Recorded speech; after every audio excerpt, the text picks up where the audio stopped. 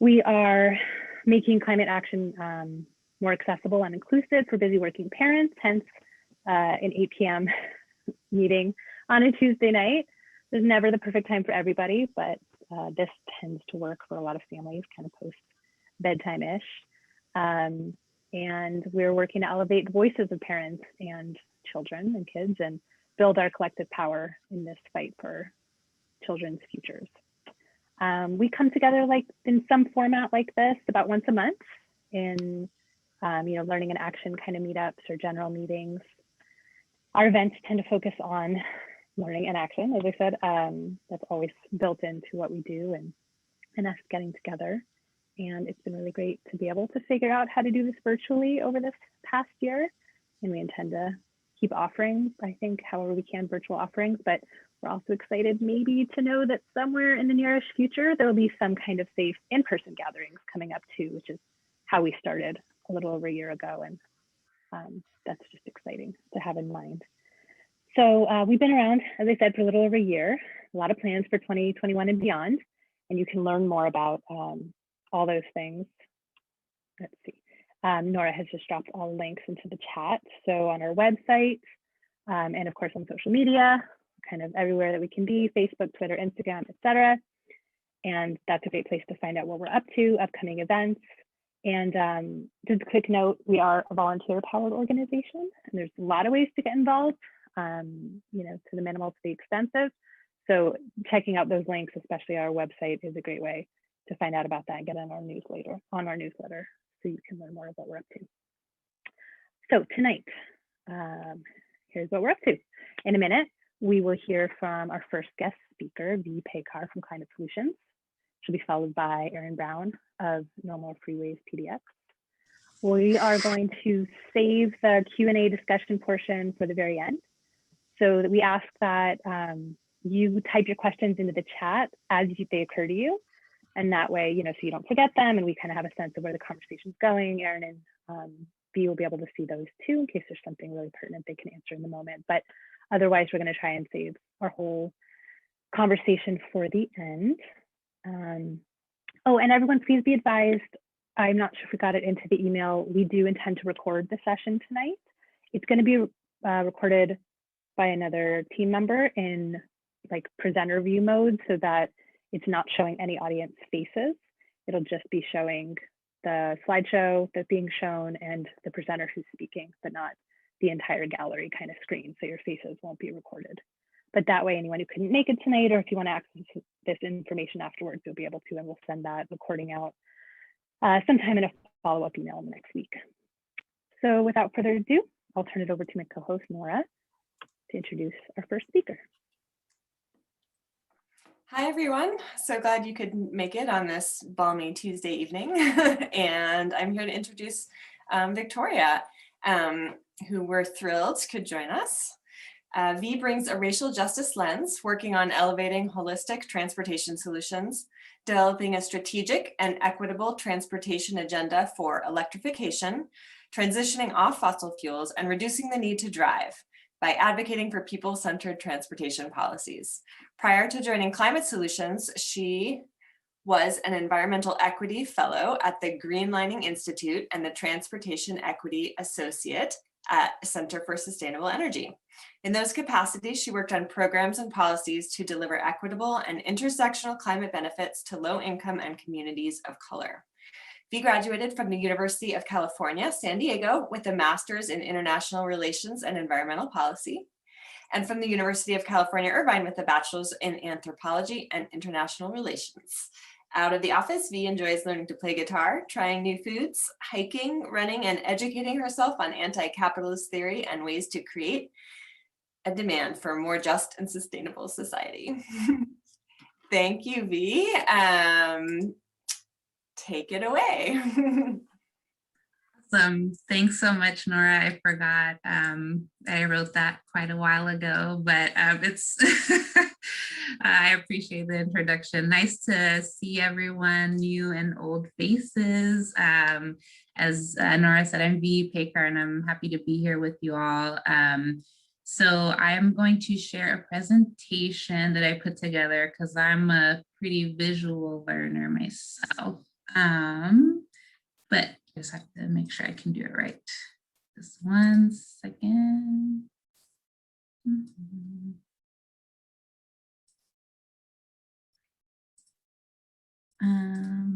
Okay, I think I got it. Share. There we go. Can you see the full screen? All right, awesome. Thank you. All right, so we'll start then. Here we go. This little box. All right, so I'll move on to this next slide here. So I want to start off just talking a little bit about Climate Solutions and the work that I do. Climate Solutions is a nonprofit organization that works in the Pacific Northwest to accelerate clean energy solutions to the climate crisis. And so, we're looking at different sectors in the economy that has kind of these highest like greenhouse gas emissions, and where we can have like the biggest bang for our buck, so to speak, on the advocacy level. So the first one is kind of that 100% clean electricity, renewable energy. So we're working on that actually this legislative session with HB 2021. And then there's the clean fossil-free buildings, and that's kind of getting the natural gas out of buildings and to reduce greenhouse gas emissions on that front and make buildings more healthy for people to live in as well. And then the third piece is clean transportation. And so that's where my role comes in. And so I'm the Oregon Transportation Policy Manager at Climate Solutions. And generally, when people talk about clean transportation, I would say a lot of folks think about electric vehicles. And that is part of my work.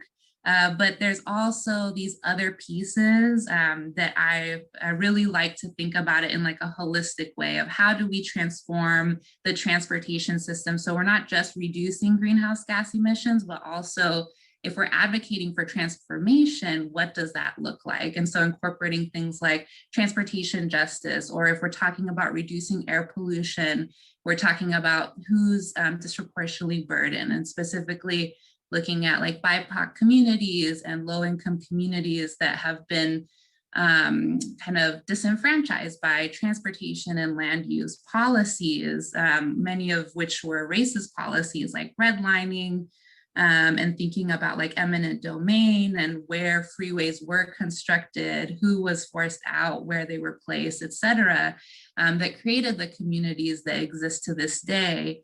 And that creates this kind of disproportionate health hazard for BIPOC communities, for low-income communities, and for society as a whole as well.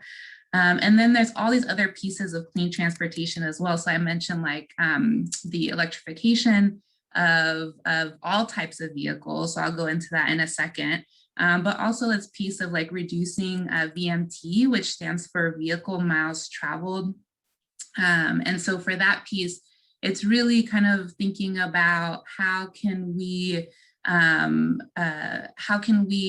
reduce reliance on personal vehicles, thinking about like expanding public transit infrastructure, expanding e-mobility options, increasing kind of this equitable transit-oriented development as well. So people live close to these transit options so they don't have to rely on single occupancy vehicles.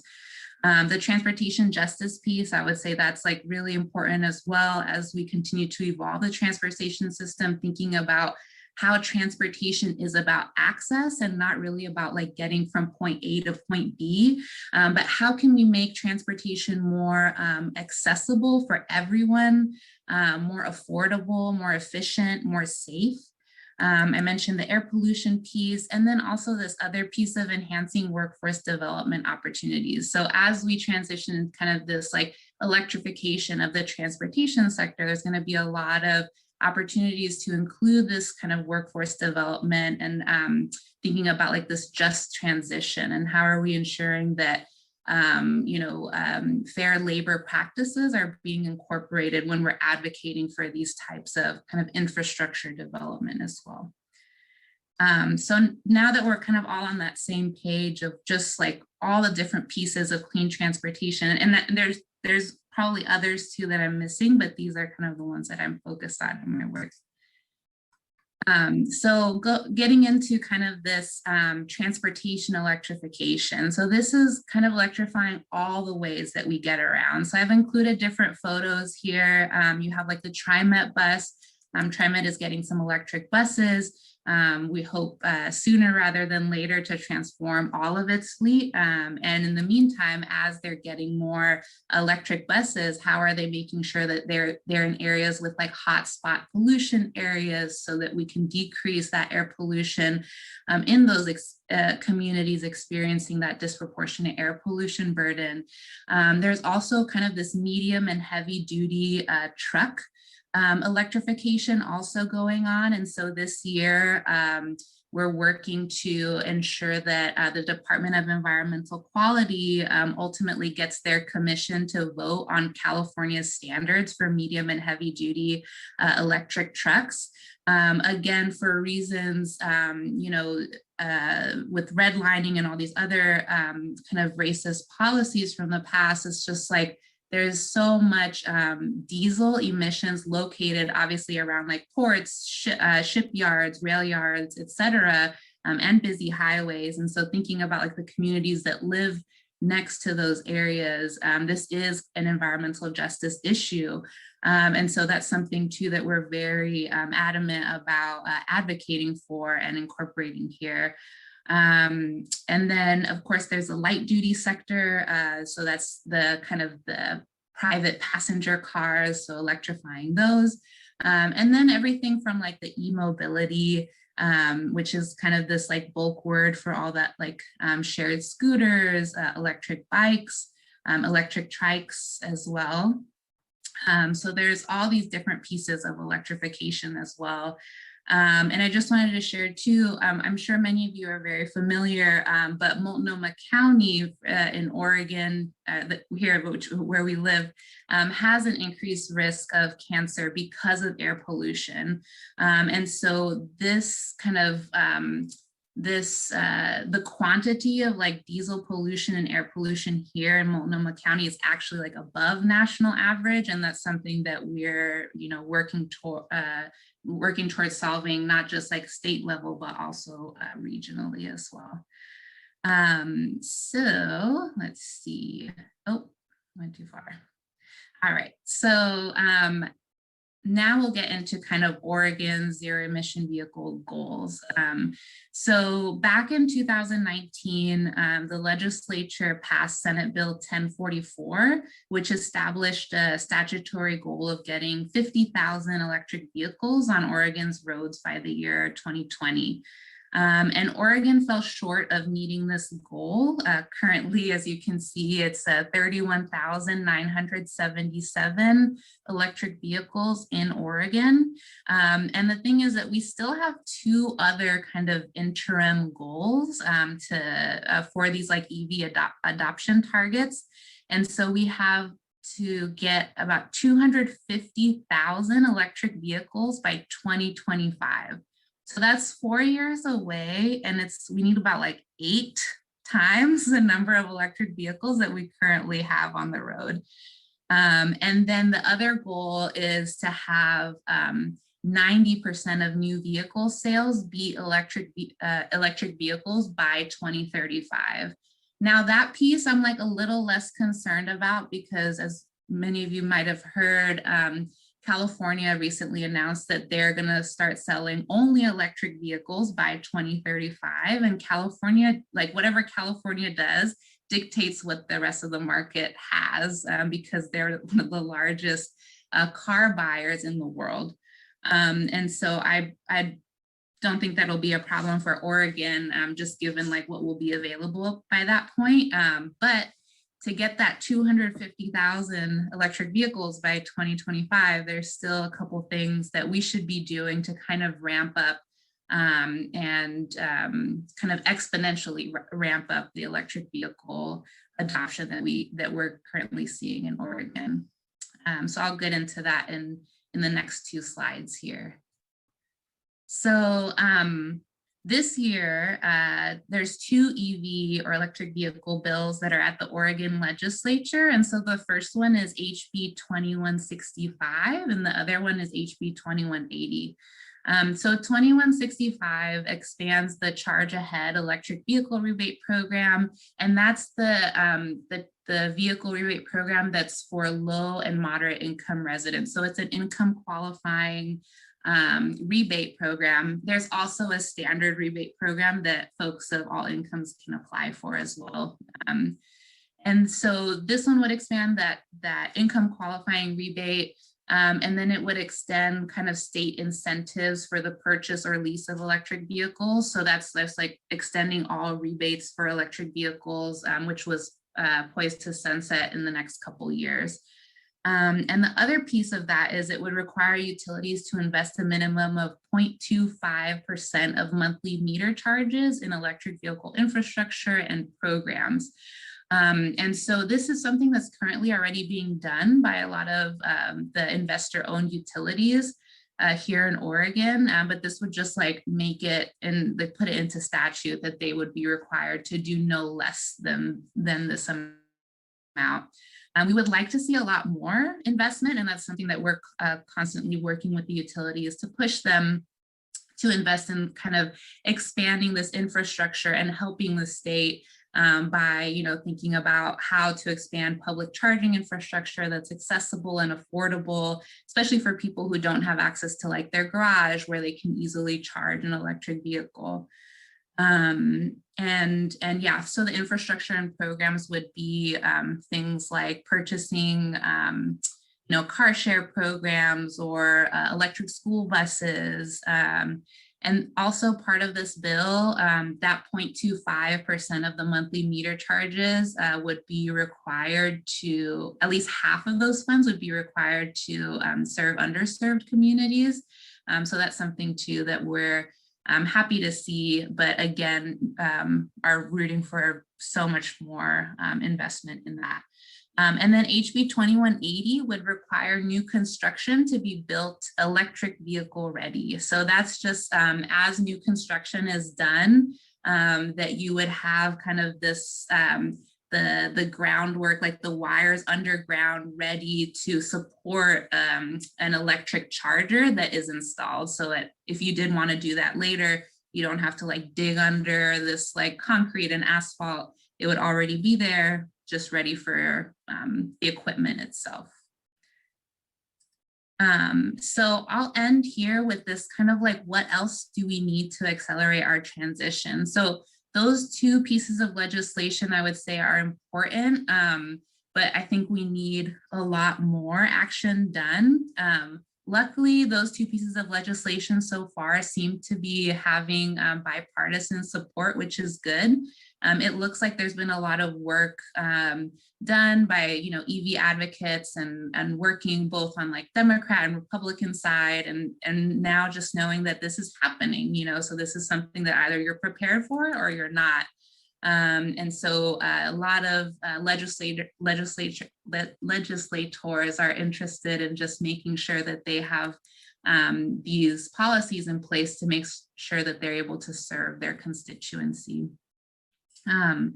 So I broke down like what I think are the next things that we need to do in Oregon to accelerate our transition. So I broke it down into like affordability, awareness, and accessibility.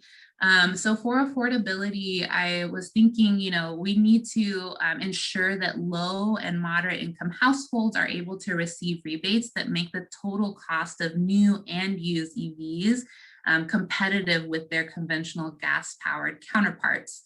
And for awareness, I talked about the outreach and education campaigns that are conducted in a manner that reaches everyone. So this is taking into account socioeconomic barriers, cultural differences, language barriers, and urban and rural barriers to adoption, and especially in underserved communities.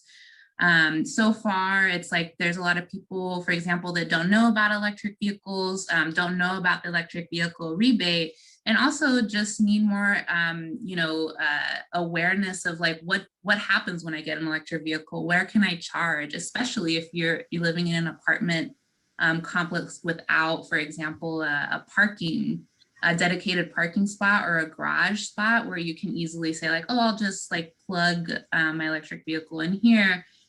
So this is something where I think it's going to be very important to give that kind of comprehensive outreach and education for folks to make sure that an electric vehicle actually works for them. And then there's the accessibility piece, and that's that public charging infrastructure is widely available, accessible, and affordable. So that's ensuring that transportation electrification solutions meet the needs of all communities, with special attention to underserved communities who have largely been left out of the EV conversation and transition. So as I mentioned before, public charging infrastructure is already available. A lot of it is private.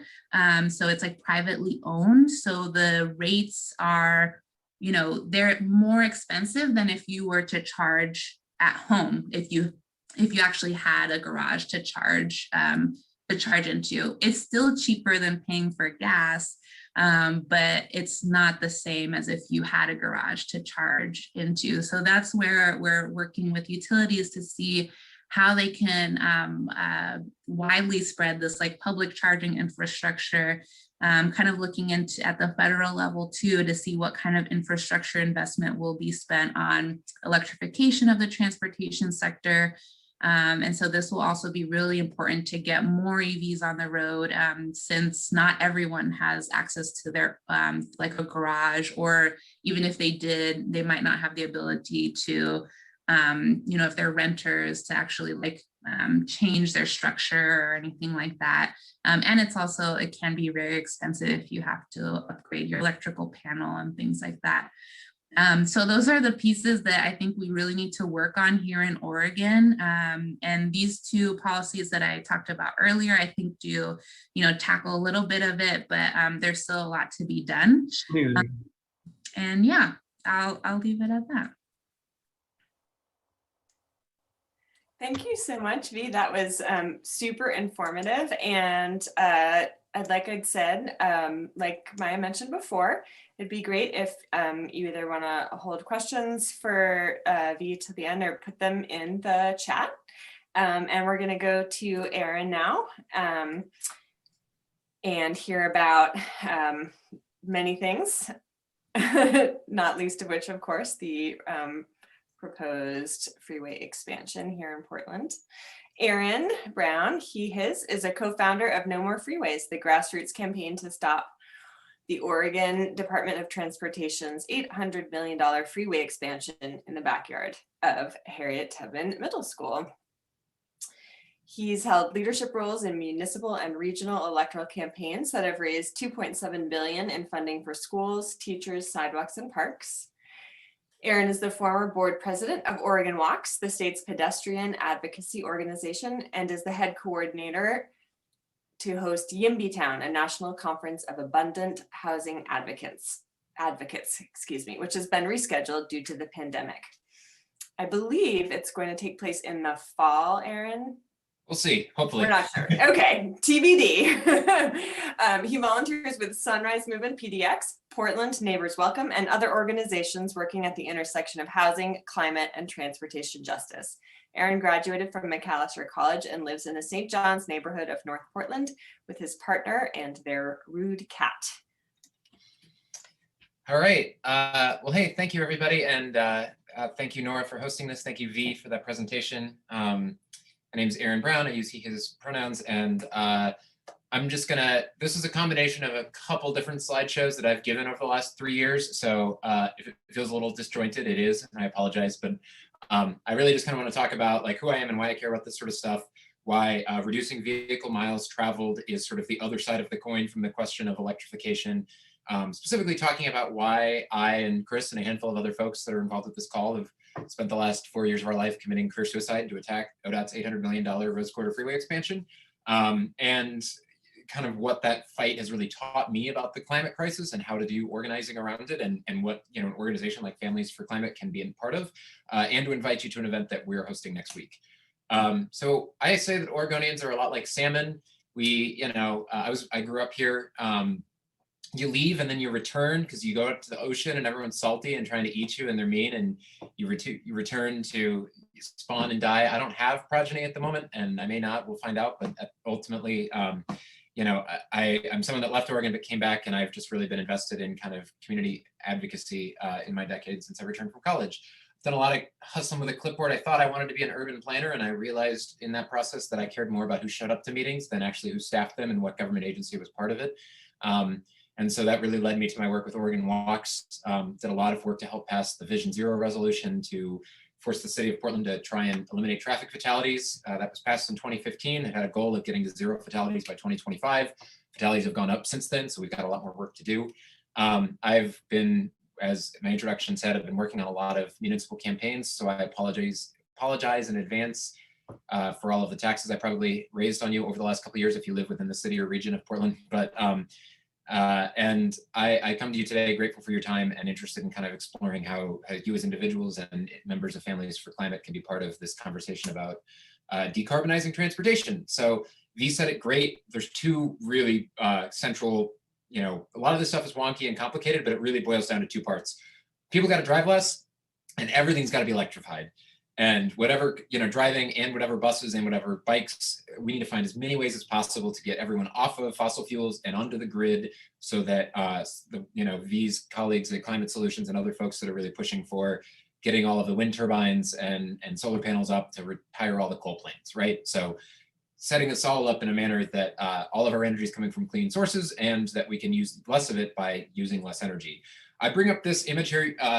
I forgot to do this at the beginning, and I've got my screen set up. So I'm speaking here to an audience of folks that I think are largely sympathetic to the cause of reducing vehicle miles traveled, but some of this presentation is also sort of like, well, I really like my Subaru and my electric vehicle, or I really like driving, and I really, why should I care about this as somebody that, cares about climate? And so, people on this call, and I know some of the other names I've seen on this call, there are people here that definitely have drank my Kool-Aid as it comes to why we got to fight freeways and get people to drive less. You may have seen this graphic before previously. It's really compelling. It's like showing that, oh, look at how much car space it takes to fill all of these people in cars, and how easier it is if we put them on bikes, or how easier it is if we put them on a bus. And that's a really helpful way of unlocking in people's brains that, like, by reallocating urban space towards public transit, we have more space for sidewalk cafes and for parks and for housing. But I would also encourage you to think from just a physics perspective, right? Like, how much energy does it take to move all of those automobiles, right? Versus how much energy does it take to move that one bus? It's enormously energy intensive for everyone to take a ton of steel and to be moving around town, when in fact, some combination of biking, walking, and taking the bus here and there would dramatically be able to, it is the healthcare equivalent of saying Medicare for all. If everyone's on one government plan, we can have the best possible deal, right?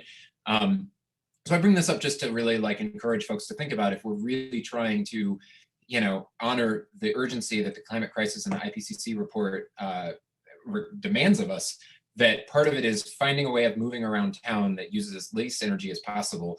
And one way to do that is to get more people on buses and on electric bikes, as opposed to each person having their own little tank to drive around to all of their daily errands.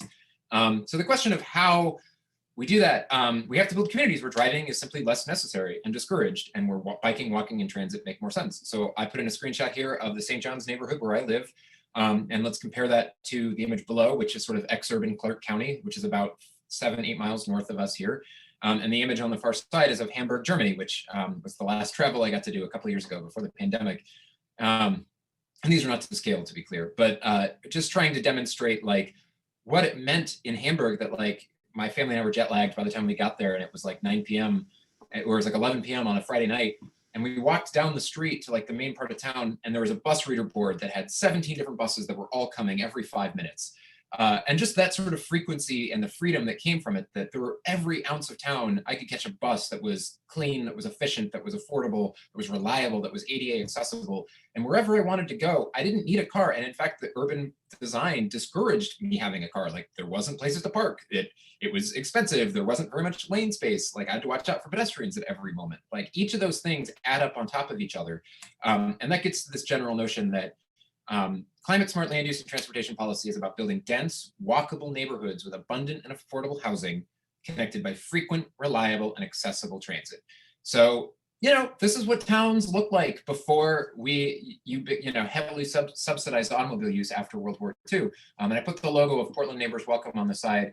They're a upstart organization that's really focusing on housing justice from this lens, less explicitly on climate, although obviously the work overlaps. But what are the designs that by changing the housing codes so that we can have more dense, walkable neighborhoods, more people living in one neighborhood, in each other's backyards, in attached housing, which A, is really great for affordability for those of us that are trying to figure out how we can afford to live in Portland right now.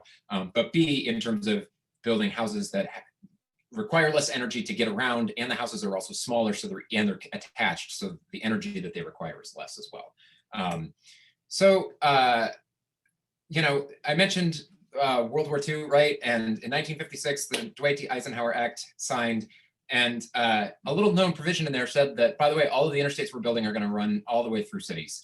And this is where we talk a little bit about institutional racism, right? Every city across America actually saw this as their opportunity to clear out their Black neighborhoods. Urban renewal was Negro removal, right?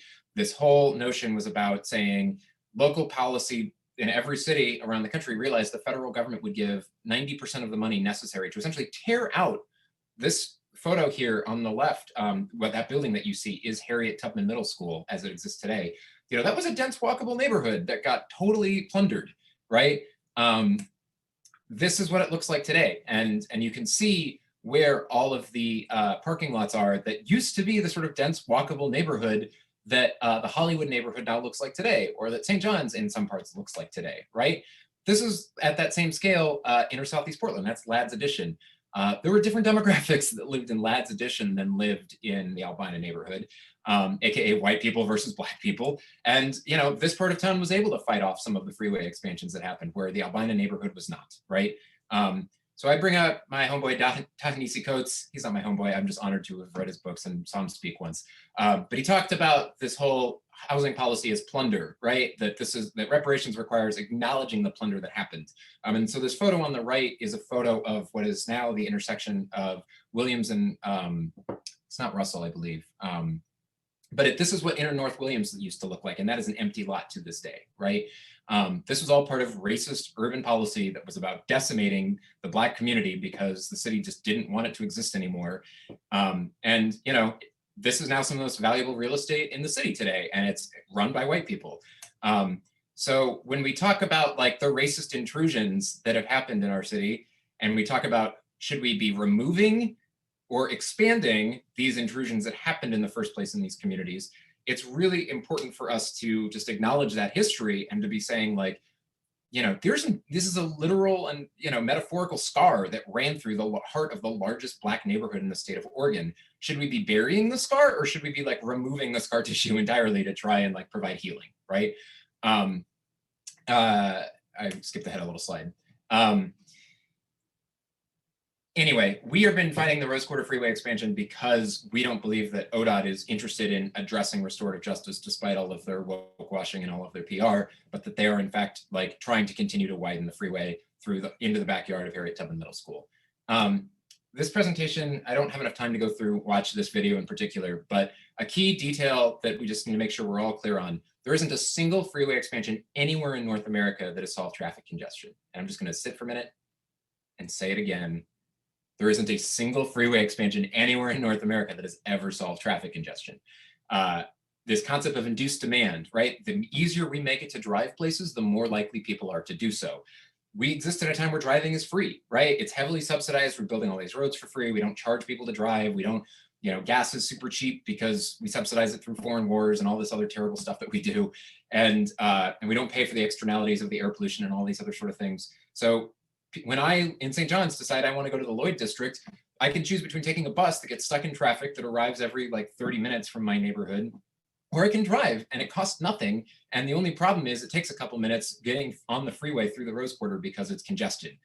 There's no version of the Rose Quarter Freeway that you could add enough lanes that it would not ultimately be congested, because people would just continue to be like, oh, I want to go to the Lloyd district today, and decide that they were going to take that trip during that peak travel time. This is a video of a very charming and awesome advocate named Paul Rippey, and he's written a whole song about induced demand that he has performed in front of every local government, and I will send the link around afterwards. It's very fun. So 40% of Oregon's carbon emissions come from transportation. Yikes. The Sunrise Movement has become this really awesome space for a lot of youth climate leaders to really talk about their existential anxieties that they feel around the IPCC report that I know many of you feel about your children, which is why you're here tonight. There's no iteration in which we get to our reduced carbon goals without driving less. And so spending $800 million on a freeway expansion, when that sort of money could go into all these other things, and I'll talk about that in a moment, but what the other things could be, it's climate arson, plain and simple.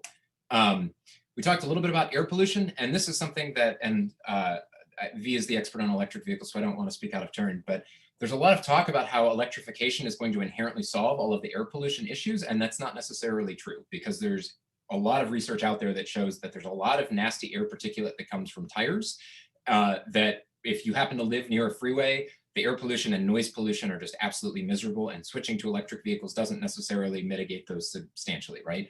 And currently, Harriet Tubman Middle School, that school that I showed in the previous image, it has literally the worst air pollution in the state. Like Portland State's research report that came out in 2018 was essentially saying, you should forego outdoor recess. Like students should not even be outdoors right around here, which is an outrageous thing to say about a middle school that like is going through its own turbulent times. It's a historic school. It was a space that was like one of the sites of the anti-bus segregation type efforts back in the 1980s.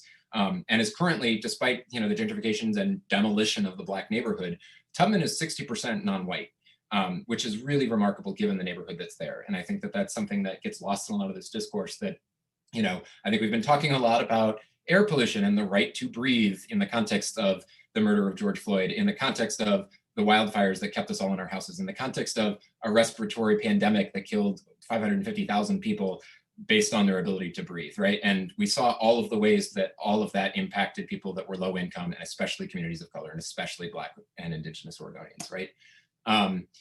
I also just want to throw out there that there hasn't been a single fatality on this stretch of freeway in an entire decade. ODOT owns all of these other awful orphan highways all over the state and all over the region. 82nd Avenue, Barber, TV Highway. 40% of Washington County's entire traffic fatalities are just on one street. And it's a street that runs through a bunch of low-income Asian and Latino neighborhoods in Washington County. ODOT doesn't have money to fix that.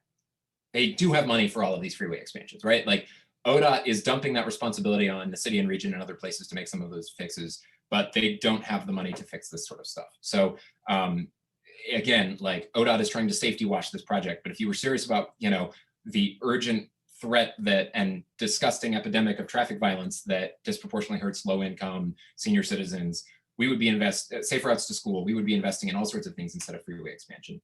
But all of this, many of you knew.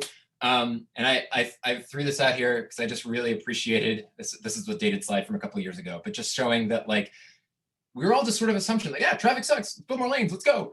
And any of us that paid attention to what happened over the last couple of years knows that top headline and what the articles say are entirely different. The headlines, yeah, Trump didn't do anything with Russia. And it's like, actually, there was a lot of shit that was going on, right? And similarly, like the headline of the story was the exact opposite of what the Columbian wrote, which was much more focused on and critical about what, how the Rose Quarter, what the traffic reports that Joe, Chris, and I, and others with whom were freeways had debunked, right? So I apologize, this is bad etiquette to have such a long quote on a slide, but freeways look increasingly like pipelines, prisons, coal plants, and landfills. Massive public works that unnecessarily subsidize society's most destructive, unsustainable, and unhealthy practices and behaviors, funded by a well-connected, bipartisan lobby for government contracts that allocates burdens on depressingly familiar lines of race, class, and geography. And this is the part that I really like. As an opinion piece in The Guardian put it, progress in the 21st century should be measured less by the new infrastructure you build than by the damaging infrastructure that you retire. So I kind of appropriate with honoring Angela Davis, she talked about the prison industrial complex. Well, I think there's a freeway industrial complex. I think that there's all of these different places that we do not have the opportunity to hold accountable that are continuing to perpetuate this disastrous, polluting, dangerous, racist infrastructure. And it's increasingly difficult for us to like find somebody who's accountable that we can vote out of office or like really hold to account to say that like with this climate crisis and with all of these other existential threats that are on top of this, like we need to be moving in a different direction, right? And because there's no person I can vote out of office, to, there's no Mr. ODOT I vote on, just like there's no TriMet board I vote on. There's all of these moments where we just catch this agency brazenly making stuff up. And during the public comment period 2 years ago, they released their traffic projections that justified saying that this freeway expansion would somehow reduce air pollution and would reduce carbon emissions. And we brought in our traffic, like people that are professionals in this field that run through all these numbers in their daily lives and for work. And the quote that our friend Brian, who is a traffic engineer, gave to the Portland Mercury was, if I turned in this paperwork to my job, I would get fired and I would deserve it. Which is to say that there was no actual scientific basis on which they made these claims, but there's no mechanism for us to really hold this agency accountable. The biggest thing that we found was that, like, when they studied whether or not this freeway expansion was good for air pollution and traffic and carbon emissions, they were basing it on the assumption of all of these other road projects that theoretically could have been built but had not. So essentially they studied whether or not the freeway could be improving traffic congestion if dozens of other freeways also got built, essentially turning a fire hose of traffic on this one spot or not, which they haven't yet been built, and hopefully they won't be built. So it was a sort of all of these moments where they were messing with the numbers by putting their fingers on the scales and bunk science justifying it. Like, it was really craven oil industry stuff, and really embarrassing to see the public government doing it. Most recently, this is a headline from about a month or two ago. No More Freeways did a bunch of public records requests, and we had asked over the last 2 years, how wide is this freeway? Because you keep saying it's only 3 lanes in each direction, but can you prove that? And they were like, well, it's what's in the environmental assessment. So we did our public records and found numerous parts where the consultants were planning freeways that were much wider. Instead of 126 feet wide, 148 and 160 feet. And every additional foot that they're doing means that there's more space for them to eventually just restripe the roads and add more cars. So instead of it just being a 6-lane freeway with auxiliary lanes, which is like saying that there's auxiliary carbon in the atmosphere, like, it's all carbon, we can't do it, right? They were moving with this notion that, well, these lanes are for other things. There's actually a story coming out in Willamette Week tomorrow about ODOT lying about this. So pick up the paper tomorrow, because a couple elected officials just asked them on the spot during a meeting last week about this. And they were like, oh, TriMet told us to put the extra bus lane in. And the TriMet rep goes, no, we did not. This is awkward. This is the first we've heard about it. So read the story tomorrow. And finally, this is the beloved East Bank Esplanade. Here's another example that they hid all of the public records that they were planning on expanding this substantially over and in the building into the water. There's numerous other examples of just like times where this agency is not fundamentally accountable to the public and not being open and transparent with what they want to do. So I bring this up just to note that it's cool if you've never heard of the Oregon Transportation Commission, or if you can't name your representative on TriMet's board. It's a problem that we have these agencies that there's no accountability. There's no mechanism for us to say, excuse me, I'm really worried about the climate crisis. It'd be great if you guys got your shit together and started moving on it, right? And this is all part of how the freeway industrial complex works, of having these backroom works where rooms where the elected officials can say, I'm leading on climate. And then, like, I'm appointing my buddy that the trucking association really wanted to be on here. And, so-and-so takes the fluffy good vote. And to be clear, like, the work V is doing in the legislature is important and necessary, but there's also like, well, how do these rules get implemented? And if we have the wrong cronies that are working through the implementation, a lot of good stuff. George W. Bush ran for president in 2000 on the platform of he led Texas's efforts to pass renewable energy in the state, which is true. Texas in 2000 had really remarkable, impressive standards of what they wanted to do because there was a lot of wind power that could come out of Texas. And Republicans signed on to it because they were like, yeah, this is good jobs for us. We're on board. And the oil industry stacked all of the regulatory boards that ultimately prevented all of those amazing goals from 20 years ago from ever being implemented. So Texas, we saw what happened to Texas's energy circumstances 2-3 months ago, right? So to build the Green New Deal, we have to retire the gray old deal. Like, the whole thing is that, like, we have this freeway industrial complex. We have all these government agencies that are not accountable. And we have to find ways to chip at them in organized, coordinated fashion, prioritizing frontline communities, prioritizing climate justice that brings other folks to the table and chips away at these 20th century racist colonial structures that are continuing to perpetuate single-family house, suburban, ex-urban sprawl. 800, just as a point of, and $800 million is the current cost of the expansion. It's almost certainly going to go up. You could, with the money that TriMet currently makes off of fare box revenue, you could have this for over 7 years. So the equivalent of everybody continue to ride, and this is pre-pandemic, but just as an example, transit could essentially be free at current rates of service and with current ridership for over 7 years for the money of this freeway.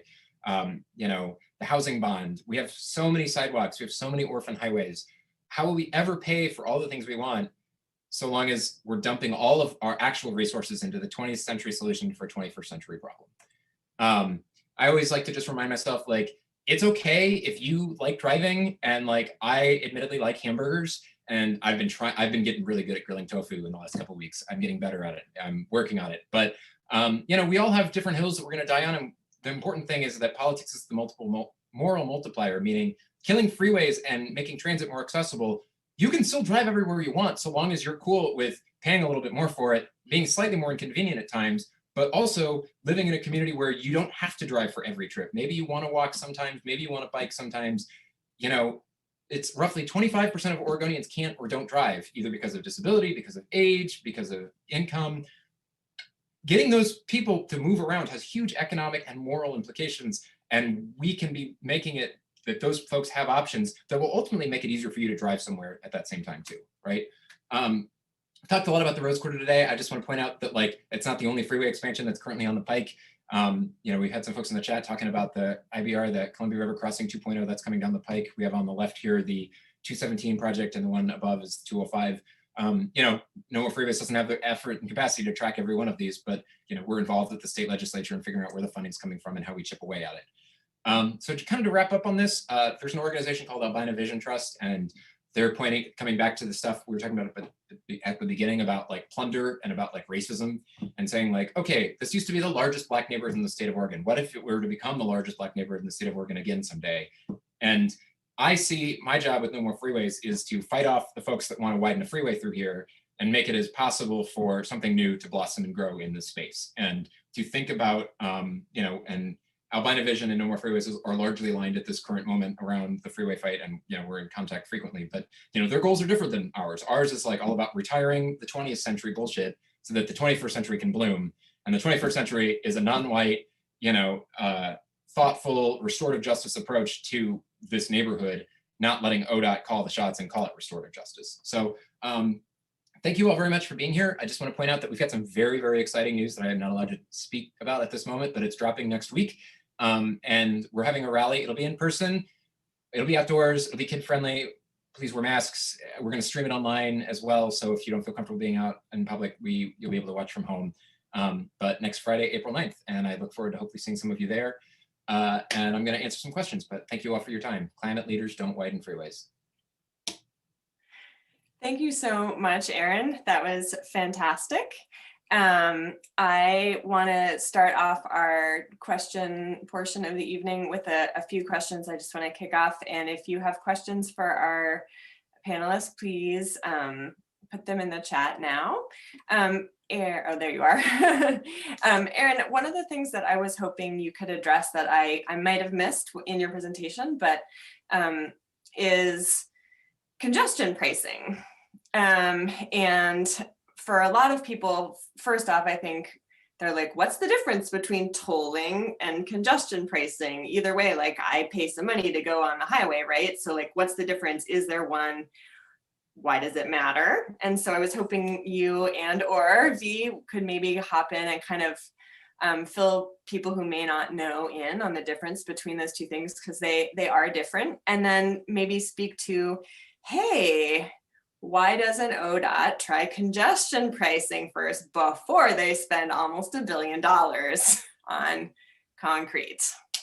What a lovely setup of a question. I will take it, and whatever I don't finish, I imagine V is smarter, more eloquent, and can talk about this if I miss something. But so the difference is that like congestion pricing and tolling are used interchangeably, but as policies, you know, to get really into the wonky details of it, congestion pricing is about minimizing the amount of traffic on the roads, and tolling is ultimately about maximizing the amount of revenue that the government makes off of it, right?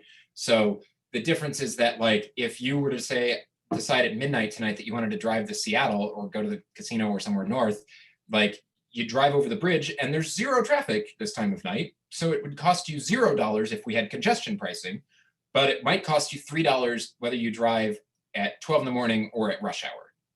And tolling is to say it's going to cost you the same amount of money no matter what. So the tricky part here is that like ODOT is noticing that the gas tax revenues are going down because people are switching to electric because cars are getting more efficient. And they're worried about where their slush fund is for that aforementioned freeway industrial complex that wants to build all of these other projects. And so what we are trying to say is let's go with congestion pricing before freeway expansion. It's the equivalent of like, so I just bought a house and, you know, dealing with all the like homeowner stuff is super weird. And like, if the sink clogs, I could either invite the plumber over or I could spend $800 million on a brand new sink. At the very least, I should probably invite the plumber over first if the plumber is going to be much cheaper and might even help me make money down the road. If I think that there's a chance that doing so will help me avoid having to spend $800 million on a new sink. So every study that's out there says that the only way to actually reduce congestion and make sure that traffic is moving is to charge people to drive at those most pricey moments. Now, there are some good faith concerns about equity, and I'm sure V can speak to this as well. The most important things is like, well, what do we put that money into, right? Like, is the slush fund of revenue that's being made, is that going to be put into making transit happen more frequently? Or is ODOT going to use it to build more freeways? Having in congestion pricing go towards freeway expansion or tolling go to freeway expansion is like having a carbon tax, but putting that money into building a new coal plant, right? Like the whole point of the tax is to discourage a certain activity and use the revenues from it to build the infrastructure that encourages this other activity. And ODOT, you know, they claim that they're doing things differently, but they still are just trying to get these government contracts to, you know, the people that are building this stuff. And this includes building trades labor folks as well. Like it's bipartisan, right? There's this whole, oh, well, we got to get this traffic fixed. We got to give a political project to somebody in a vulnerable district that needs re-election help. And none of that actually is going to solve the problem, but it's politically wise. And this is where an organization like Families for Climate, among many others, can gear up to put the pressure on elected officials to look at the actual implications of how to spend our money wisely and help change that discourse. And V, sorry, I rambled a lot. V, what do you think? No, that's fine. I really like the analogy you used with the sinks. I'll have to remember that for next time.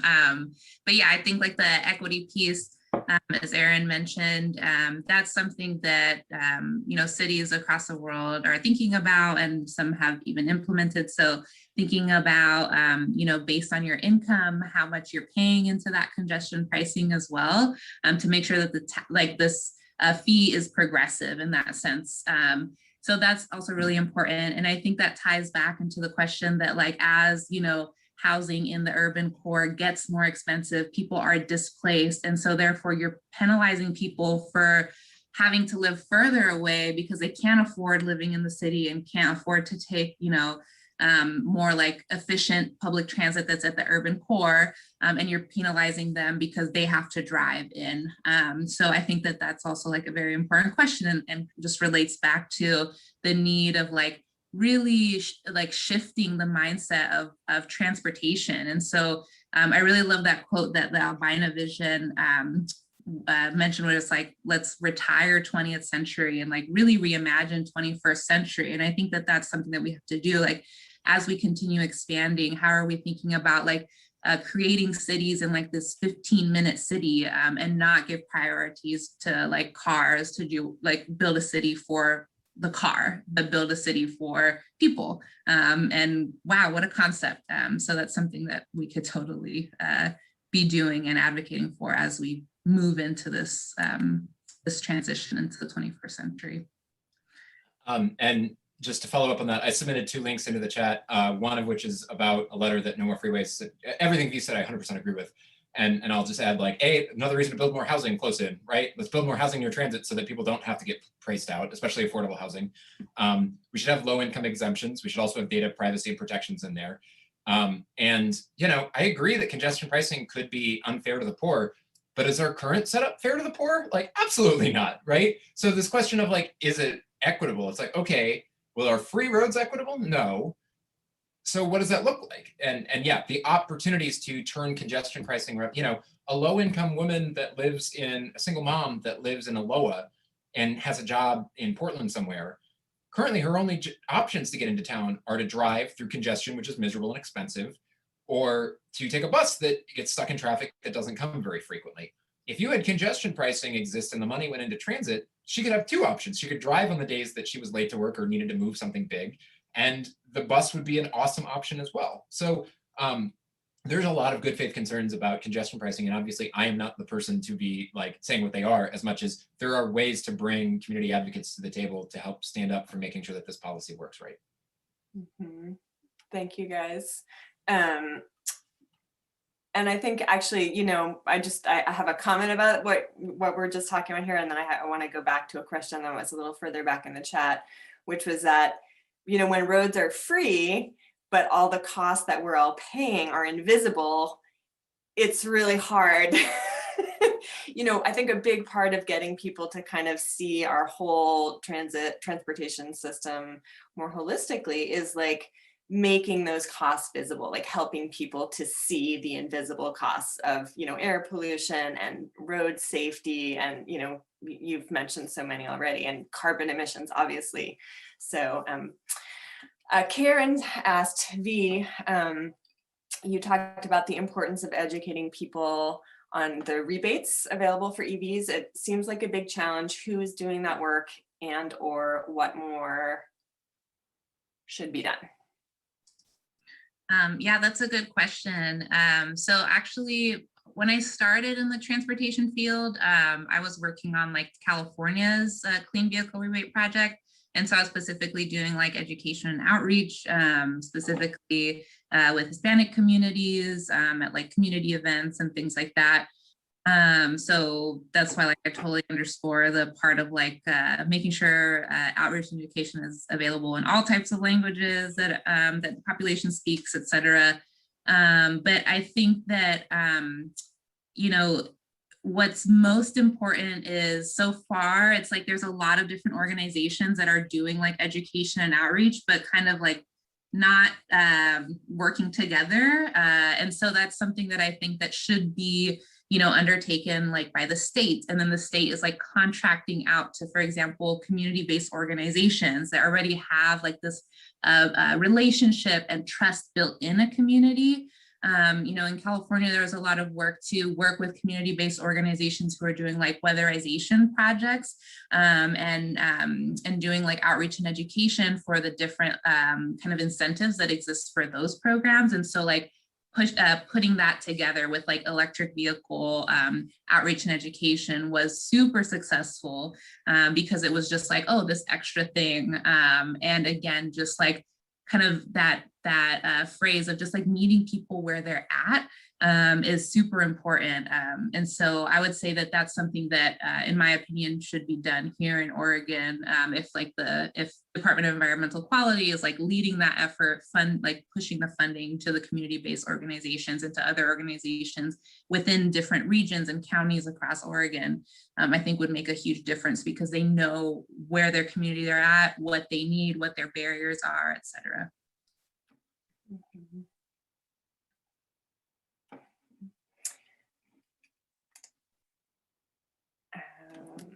Sorry, you know, one thing I just want to go back for a second, actually, Erin, because something that you brought up earlier is, you know, V, you're doing work with Climate Solutions does work with elected officials, I mean, and other officials as well. But, you know, when we see how many really important decisions are being made by the Oregon Transportation Commission or, you know, the Board of Climate, like, as you said, unelected officials,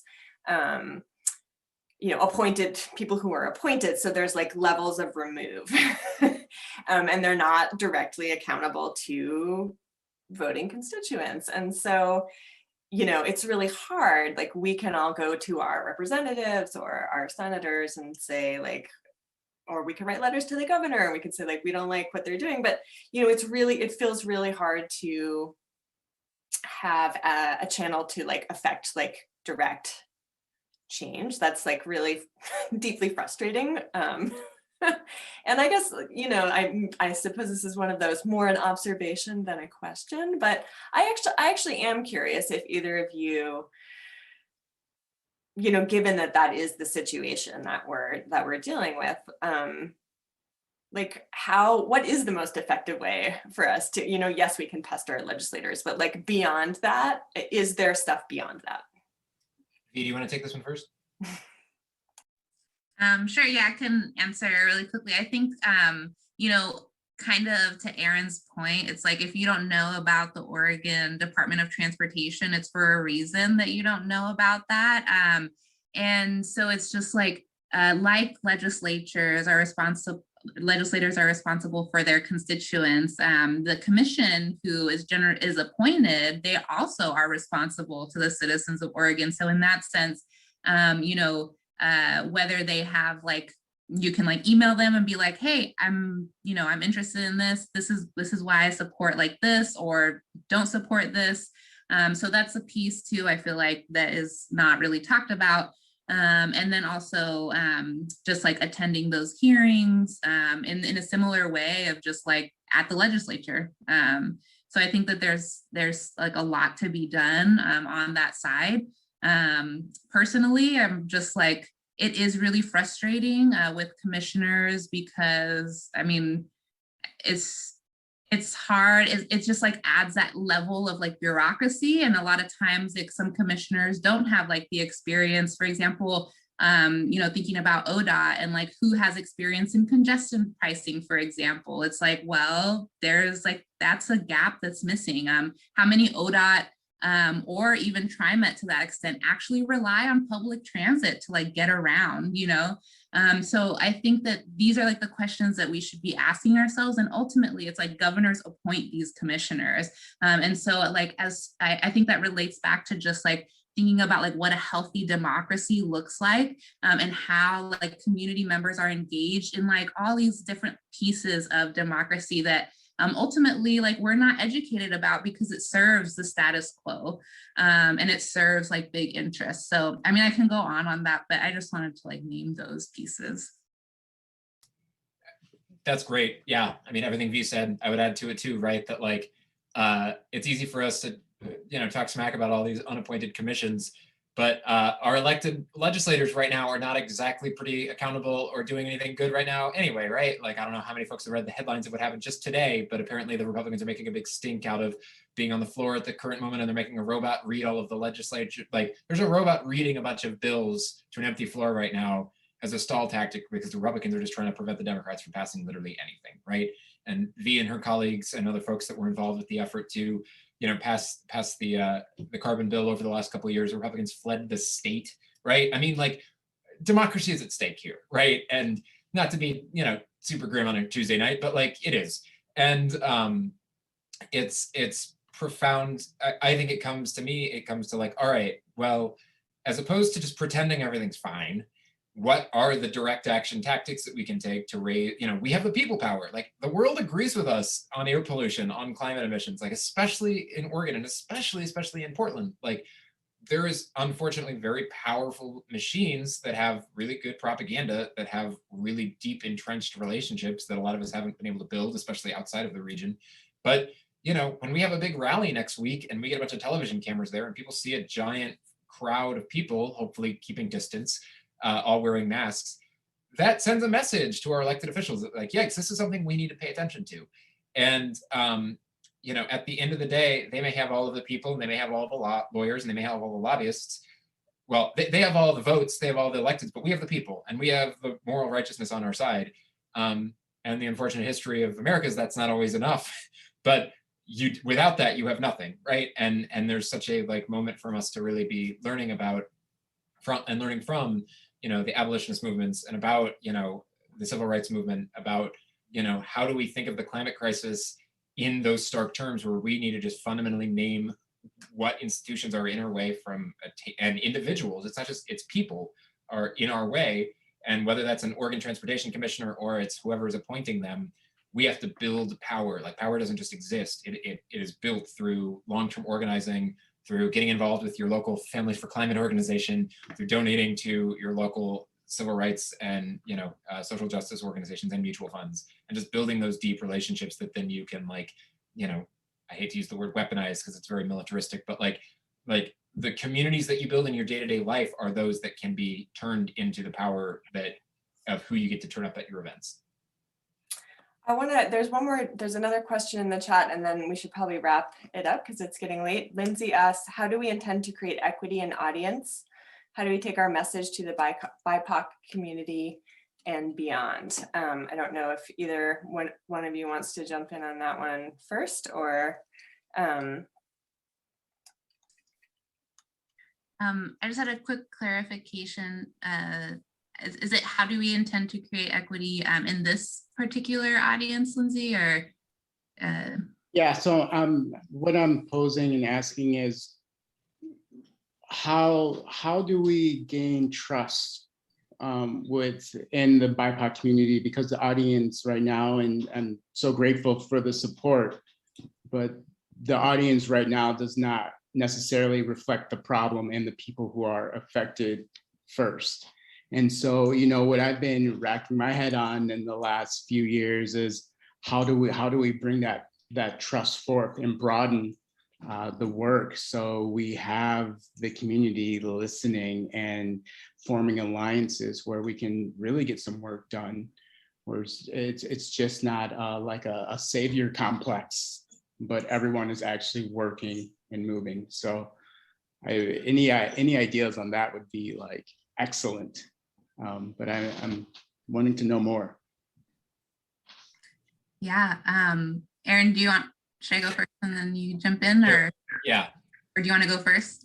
I'll go first with the caveat that I think you and Mr. Scratchets here on the call have more to say than I do about this, but I feel like, you know, I am just continually humbled by all of the privileges that I've possessed that have allowed me to really learn about the climate crisis and allow me to spend the time doing the deep organizing work that I've done on this freeway fight in particular.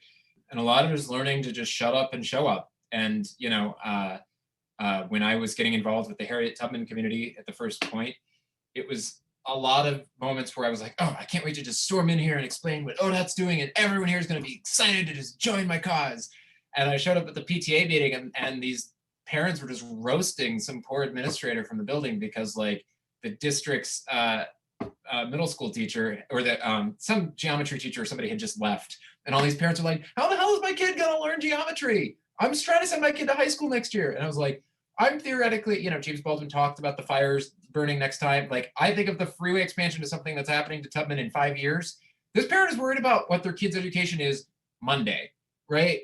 Like, and those are the parents that have the resources to even be involved in the PTA in the first place, and the time and the effort, and that aren't working 4 different Amazon jobs to just like keep, you know, pay rent in a gentrifying neighborhood.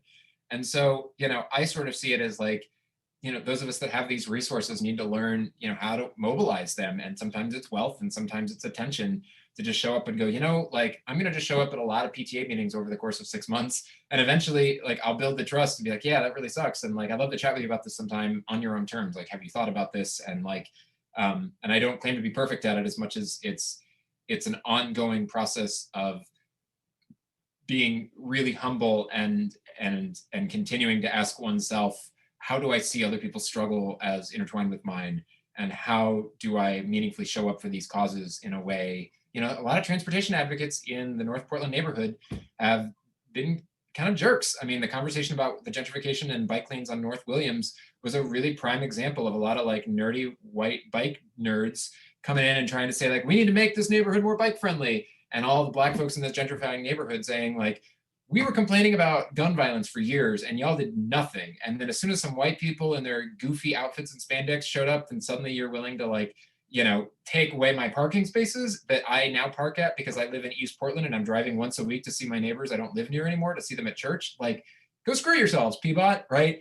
I'll shut up because I want to let V speak. I'll just say that like, it's an ongoing effort of just being humble and being self-aware and just continuing to try and build those relationships. Yeah, that I love that. And that reminds me of kind of just like that moving at the speed of trust piece. So I think that that's like a lot of work, intentional work, and a lot of time. And so I think, for example, in the environmental movement, you know, I get asked like this question a lot, like, why aren't more like BIPOC people like involved in this work and all this stuff? And it's like, yeah, like BIPOC people have been leading all like the environmental justice efforts like since environmental justice was an issue. And this is like now like a problem with climate change. So I would say that one of the pieces that Aaron brought up was like that intersectional lens. I think like that's one of the best ways that we can like be like working together. And again, just like what, like asking like, what are you prioritized about? Because generally it is that. It's just like, I'm just worried about, when I was working like on environmental justice in California, it was about public health. It was about like, I have to send my child to the hospital because they have asthma from, living near this busy highway or whatever it was. And it's just like, and I can't afford the medical bills, or I'm undocumented, or, all these other things.